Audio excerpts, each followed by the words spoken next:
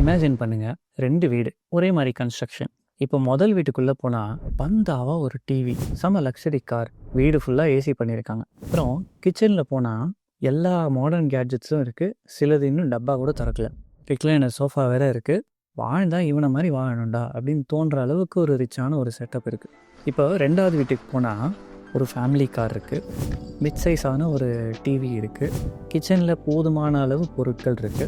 ஒரு ஃபங்க்ஷனலான ஒரு சோஃபா. குறையெல்லாம் சொல்ல முடியாது. இந்த மாதிரியும் நம்ம வந்து லைஃப்பை லீட் பண்ணலாம் அப்படின்னு நமக்கு ஒரு கிரவுண்டடான ஃபீலிங் தரக்கூடிய ஒரு செட்டப் இருக்குது. இப்போ நம்ம இந்த 2 டைப் ஆஃப் வீட்டுக்கும் நம்ம போயிருக்கோம். ஸோ இது ஒன்றும் புதுசு இல்லை. பட் முதல் வீட்டில் இருக்கிறவனுக்கு வந்து 80 லட்ச ரூபா சம்பளம். ஆனால் அவனோட பேங்க் அக்கௌண்ட்டை திறந்து பார்க்கும்போது காசு இருக்குமா இருக்காதா அப்படிங்கிற பயம் அவனுக்கு எப்போவுமே உண்டு. ஒரு 2 தடவை அவனுக்கு சம்பளம் தட்டிச்சுன்னா போதும், அவன் போண்டி ஆயிடுவான். இப்போ 2வதாக இருக்கிறவன் பேங்க் அக்கௌண்ட் திறக்கும்போது ரொம்ப கான்ஃபிடெண்ட்டாக திறப்பான். ஏன்னா அவனுக்கு 2 வருஷத்துக்கு தாக்கு பிடிக்கிறதுக்கு உண்டான காசு அவன்கிட்ட இருக்குது. 20 to 30% அவனோட சேலரியை அவன் வந்து இன்வெஸ்ட் பண்ணிடுவான். ஒரே தெரு, ஒரே மாதிரி வீடுகள். ஆனால் கம்மியாக சம்பாதிக்கிறவன் வந்து 10 மடங்கு இன்னும் ஃபினான்ஷியலி செக்யூராக இருக்கான்.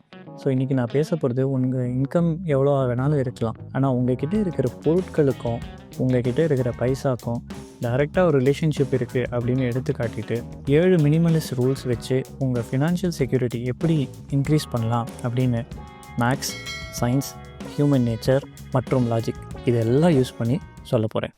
சரி, இந்த ரிலேஷன்ஷிப்லாம் எக்ஸ்பிளைன் பண்ணுறதுக்கு முன்னாடி ஒரு சின்ன ஒரு எக்ஸாம்பிள் தரேன். சப்போஸ் நம்ம பார்த்த வீடுகள் 2மே சென்னை கோடம்பாக்கத்தில் இருக்குதுன்னு வச்சுப்போம். அங்கே நம்ம மொதல் வீட்டில் இருக்கிறவன் ஒரு த்ரெட்மில் வாங்குறான். எக்ஸசைஸ் பண்ணணும் அப்படின்னு ஒரு நல்ல ஐடியாவில் தான். அந்த த்ரெட்மில்லோட காஸ்ட்டு ஒரு 10,000 ரூபா அப்படின்னு வச்சுப்போம்.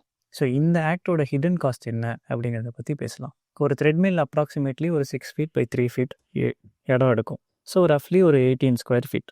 கோடம்பாக்கத்தில் நம்ம ஒரு ஸ்கொயர் ஃபீட்டுக்கு 50 ரூபா அப்படின்னு போட்டால் கூட 900 ரூபா ரெண்ட்டு நம்ம த்ரெட்மில் அங்கே ஓரமாக வச்சுக்கிறதுக்கு மட்டுமே தரோம். இதில் நான் வந்து எலக்ட்ரிசிட்டி, மெயின்டெனன்ஸு இதை பற்றிலாம் நான் பேசலை. ஆனால் 900 ரூபா கொடுத்து நம்ம அந்த த்ரெட்மில் என்ன பண்ணிகிட்ருக்கு அப்படின்னு பார்த்தீங்கன்னா, அது மேலே துணி தான் காஞ்சிட்ருக்கு. ஸோ இந்த வீடியோவோட முதல் டேக்அவே, பொருட்களை பொறுத்த வரைக்கும் purchase price is only the entry fee. அந்த ப்ரைஸ் டேக் தான் காஸ்ட் அப்படின்னு நம்ம தப்பாக இட போடுறோம். ஆனால் இந்த ஆன்கோயிங் காஸ்ட் அந்த ஐட்டம் இருக்கிற வரைக்கும் ரெக்கரிங் காஸ்ட்டாகவே அமையுது. இது மேத். பட் சயின்ஸ் என்ன சொல்லுது அப்படின்னா, சயின்டிஃபிக் ரிசர்ச் படி கிளட்டர்டான environment leads to increase cortisol level, அதாவது ஸ்ட்ரெஸ் ஹார்மோன்ஸ் இன்க்ரீஸ் பண்ணுது. இது ஏன்னா நம்ம பிரெயின் கான்ஸ்டண்ட்டாக விஷுவல் ஸ்டிமுலஸை வந்து ப்ராசஸ் பண்ணிக்கிட்டு இருக்கு. நம்ம பொருட்கள் எல்லாம் மெஸ்ஸியாக இருந்துச்சு, இல்லை நம்ம பாதி வேலையில் விட்டுட்டோம், அதாவது சிங்கை வந்து க்ளீன் பண்ணாமல் வச்சுருக்கோம், இல்லை ஒரு அன்யூஸ்டாக ஒரு ஆப்ஜெக்ட் வச்சுருந்தோம் அப்படின்னா இதெல்லாம் நம்ம பிரெயினில் பேக்ரவுண்ட் ஸ்ட்ரெஸ்ஸாக க்ரியேட் ஆகுது. ஸோ டேக்அவே நம்பர் 2, உங்களுக்கு தெரியாமையே உங்கள் ஸ்ட்ரெஸ் உங்களை லிட்ரலி ஸ்ட்ரெஸ் அவுட் பண்ணிகிட்ருக்கு. ஸோ அந்த கார்னரில் இருக்கிற பிரிண்டர், ஓவர்ஃப்ளோ ஆகிட்டு இருக்கிற ஷூ ரேக், அந்த த்ரெட்மில், இல்லை ஒரு ஜிம் எக்யூப்மெண்ட், இன்னும் அரேஞ்சே பண்ணாமல் உங்கள் வீட்டு முழுசாக இருக்கிற உங்கள் பசங்களோட விளையாட்டு விஷயங்கள், இது எல்லாமே silent reminder of postpone decisions. சைலண்ட்டாக உங்களை ஸ்ட்ரெஸ் அவுட் பண்ணுது, சைலண்ட்டாக உங்களை கில் பண்ணுற சைலண்ட் கில்லர்ஸ். இதோட அப்படியே நேர்மாறான ஒரு பர்சனல் விஷயத்த உங்களோட ஷேர் பண்ணுறேன். ஜஸ்ட் ஒரு 2 இயர்ஸில் ரேண்டமாக ஸ்பெண்ட் பண்ணாமல் நான் நிஃப்டி 50ல் சிஸ்டமேட்டிக் இன்வெஸ்ட்மெண்ட் பிளான் வழியாக பண்ணேன். ஸோ இதில் நான் இன்வெஸ்ட் பண்ண அமௌண்ட்டு எனக்கு 8 டைம்ஸ் என் சேவிங்ஸ் வந்து க்ரோ ஆச்சு. நிஃப்டி 50ல் தான் நீங்கள் போடணும்னு சொல்லலை, சேவ் கூட பண்ணலாம். ஆனால் நான் செஞ்ச ஒரே ஒரு சாய்ஸ், இன்வெஸ்ட் வர்சஸ் கன்சியூம், எனக்கு பெரிய டிஃப்ரென்ஸ் உண்டாக்குச்சு. இந்த அமௌண்ட் என்கிட்ட இருக்குது அப்படிங்கிற கான்ஃபிடென்ஸ் எனக்கு ஓவரால் ஸ்ட்ரெஸ்ஸை பயங்கரமாக குறைச்சிச்சு. ஸோ பொருள் வாங்குறீங்க அப்படின்னா அதோட ரியல் ஆப்பர்ச்சுனிட்டி காஸ்ட் என்ன அப்படின்னு யோசிச்சு பாருங்கள். ஆப்பர்ச்சுனிட்டி காஸ்ட்னா every rupee that is spend today that you are not allowing to compound tomorrow. அந்த ஷூவில் போட்ட காசை நீங்கள் இன்வெஸ்ட் பண்ணியிருந்தா, இல்லைனா வந்து அந்த அப்கிரேட் பண்ணிங்கல்ல ஃபோனு, அதை நீங்கள் இன்வெஸ்ட் பண்ணியிருந்தீங்கன்னா காம்பவுண்டிங் சைலண்ட்டாக ஆனால் பாசிட்டிவாக உங்களை வந்து இன்ஃப்ளூயன்ஸ் பண்ணியிருக்கோம். ஸோ மினிமலிசம்க்கும் ஃபைனான்ஷியல் அண்ட் மென்டல் வெல்பீயிங்க்கும் ஒரு ரொம்ப டைரக்டான கோரிலேஷன் இருக்குதுன்னு எஸ்டாப்ளிஷ் பண்ணியாச்சு. இன்றைக்கி இந்த வீடியோவில் 7 rules that Minimalist use that நீங்கள் ஃபாலோ பண்ணால் உங்கள் ஃபினான்ஷியல் ஸ்டெபிலிட்டி பல மடங்கு இன்க்ரீஸ் ஆகும். ஸோ இந்த 7 லைஃப் சேஞ்சிங் ரூல்ஸில் number 1, figure out the true cost before buying. Minimalist என்ன பண்ணுவாங்கன்னா, ஒரு பொருளை வாங்குறதுக்கு முன்னாடி அதோட காஸ்ட் பர் யூஸ் கால்குலேட் பண்ணுவாங்க.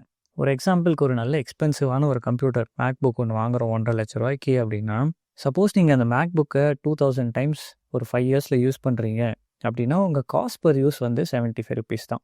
அதுவே நீங்கள் ஹாஃப் ப்ரைஸ்க்கு, அதாவது 70,000க்கு நீங்கள் இன்னொரு லேப்டாப் வாங்குறீங்க, அது 300 டைம்ஸ்க்கு அப்புறம் பர்ஃபார்மன்ஸ் போயிடுச்சு, அது அபேண்டன் பண்ணோம், தூக்கி போடணும் அப்படின்னு வந்துச்சுன்னா அதோட காஸ்ட் பர் யூஸ் 233 ரூபா. ஸோ சீப் அப்படிங்கிறது எப்போவுமே என்ட்ரி காஸ்ட்டை பேஸ் பண்ணி இல்லை. Cheap isn't always cheap.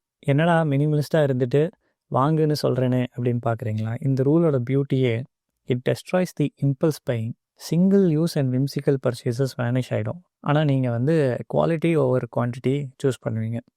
Rule number 2, would I replace it if it disappeared today? உங்கள் வீட்டை சுற்றி பாருங்கள். அந்த பாட்டட் பிளான்ட் டிஸப்பியர் ஆச்சுன்னா திருப்பி வாங்குவீங்களா?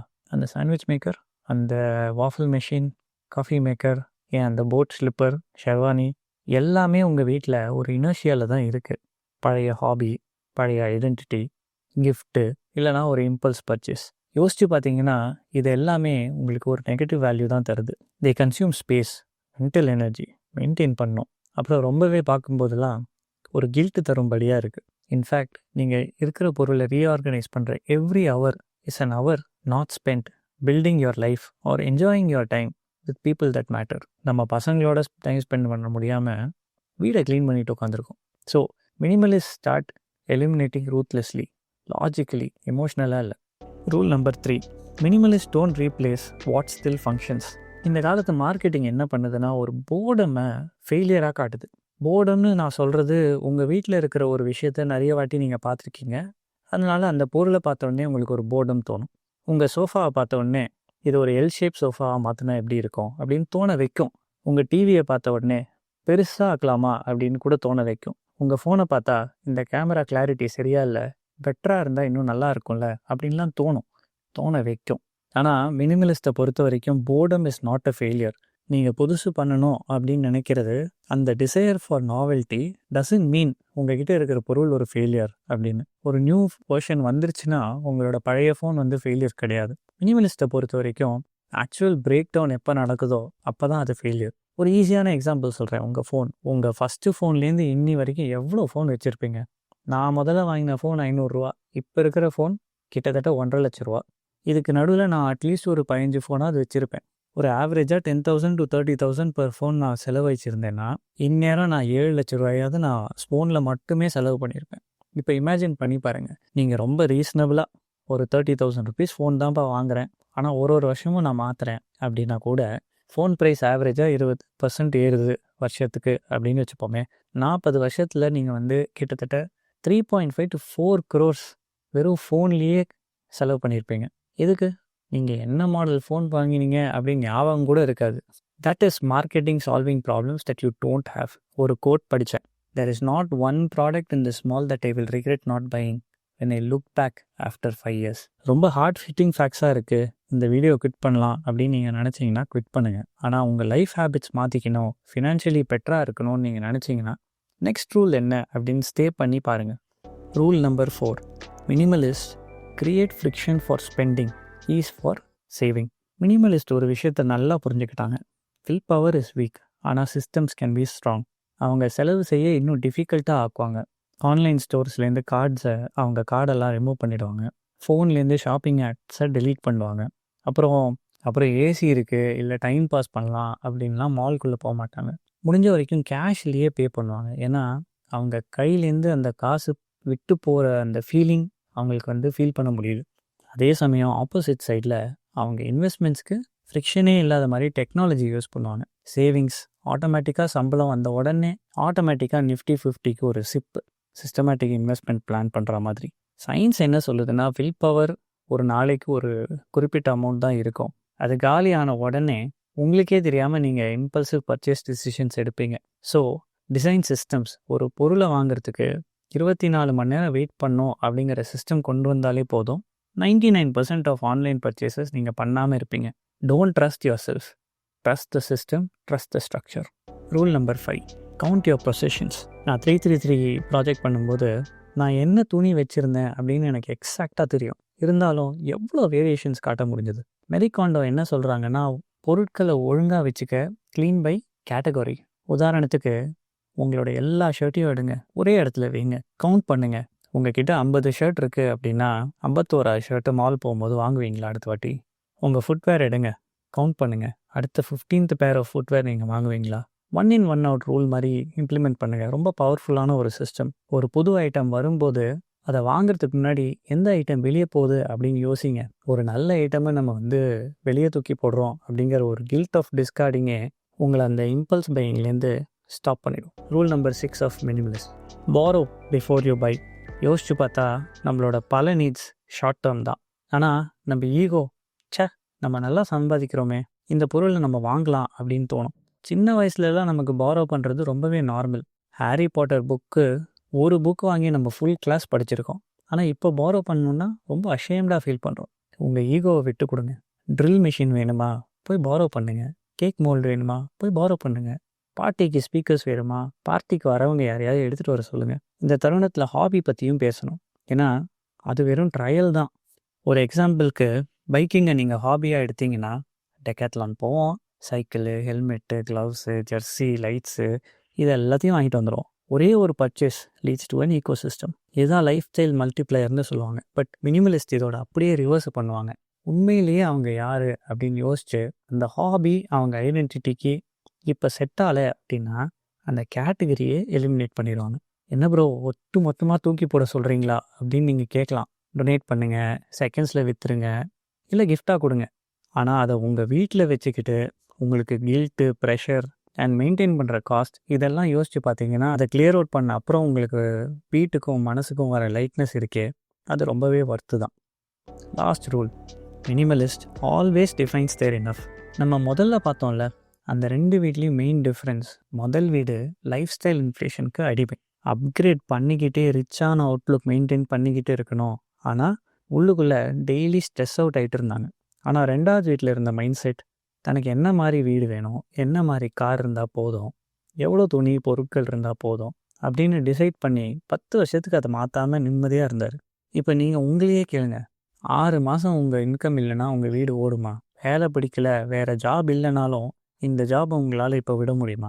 ஒரு எமர்ஜென்சின்னு வந்துச்சுன்னா உங்களால் ஃபுல்லி ஃபோக்கஸ்டாக அட்டென்ட் பண்ண முடியுமா? இல்லை உங்கள் எம்ப்ளாயர் லீவ் தர மாட்டாங்களா? உங்கள் பிரின்சிபலுக்கு ஏற்ற மாதிரி ஹை பேயிங் ஆனால் ரொம்பவே டைம் சக் பண்ணுற ரோல் வந்தால் நீங்கள் கான்ஃபிடென்ட்டாக நோ சொல்லுவீங்களா? உங்கள் சைடில் எஃபர்ட் போடாமல் வர பேசிவ் இன்கம் இன்வெஸ்ட்மெண்ட்ஸ்க்கு எஸ் சொல்ல உங்களுக்கு லிக்விடிட்டி இருக்கா? அந்த மினிமலிஸ்ட்டாக இருக்குது. இதுதான் ஆக்சுவலாக உண்மையான ஃப்ரீடம். நீங்கள் மினிமலிஸ்ட்டாக ஆறீங்களோ இல்லையோ, மினிமலிசம் மேக்ஸ் ஃபினான்ஷியல் சென்ஸ். இந்த ரூல்ஸ் ஃபாலோ பண்ணிங்கன்னா உங்கள் லைஃப் சேஞ்ச் ஆகும். பட் அதுக்கு முன்னாடி இப்போ ஒரு சிம்பிள் டாஸ்க்: உங்கள் வீடை சுற்றி ஒரு வாக் போங்க. 10 item you would not replace if they disappear. அதை போய்ட்டு ஐடென்டிஃபை பண்ணுங்கள். ஒரு 30 டே எலிமினேஷன் சேலஞ்சை ஸ்டார்ட் பண்ணுங்கள். டே 1க்கு ஒரு ஐட்டம், நெக்ஸ்ட் டே 2 ஐட்டம், அந்த மாதிரி 1 எக்ஸ்ட்ரா ஐட்டம் பர் டே. ஒரு மாதத்துக்குள்ளே நீங்கள் கிட்டத்தட்ட 500 ஐட்டம் எலிமினேட் பண்ணியிருப்பீங்க. அதோட லைட்னஸையும் உணருவீங்க. Implement 24 hours rule before buying anything. மாலுக்கு போகிறீங்க அப்படின்னா அதுக்கு முன்னாடி ஒரு லிஸ்ட்டு போட்டு அந்த லிஸ்ட்டை மட்டும் வாங்குங்க. இன்னும் கான்ஷியஸாக இருக்கணுமா, ஒரு கேட்டகரி ஆஃப் ஐட்டம்ஸ்க்கும் இவ்வளோ தான் நான் வச்சுப்பேன் அப்படின்னு டிசைட் பண்ணுங்கள். க்ளோத்ஸ்னால் 30, ஃபுட்வேர்னால் ஒரு 8, கிச்சன் கேஜெட்னால் ஒரு 15, மீடியா கேஜெட்னால் ஒரு 5, டாய்ஸ்னால் ஒரு ஃபிக்ஸ்ட் நம்பர். அந்த சீலிங்கை க்ரியேட் பண்ணுங்கள். மினிமலிசம்னா ஓனிங் லெஸ் மட்டும் இல்லை, சேவிங் மணி நேச்சுரலி ஸ்டார்ட் ஆகும். உங்கள் சேவிங்ஸ் க்ரோ ஆகும்போது ஸ்ட்ரெஸ்ஸு குறையும், ஆப்ஷன்ஸ் பெருகும், டைம் ஃப்ரீடம் வரும், கான்ஃபிடென்ஸ் வரும், ஒரு bucket load of financial and emotional benefits தானாக வரும். வீடியோவை குவிட் பண்ணுறதுக்கு முன்னாடி உங்கள்கிட்டயே நீங்கள் லவுடாக சொல்லுங்கள், பர்ச்சேஸ் ப்ரைஸ் என்ட்ரி ஃபீ தான், ongoing cost life long, choose wisely, thank me later. Thanks for வாட்சிங் லைஃப் அண்ட் பிளாக்.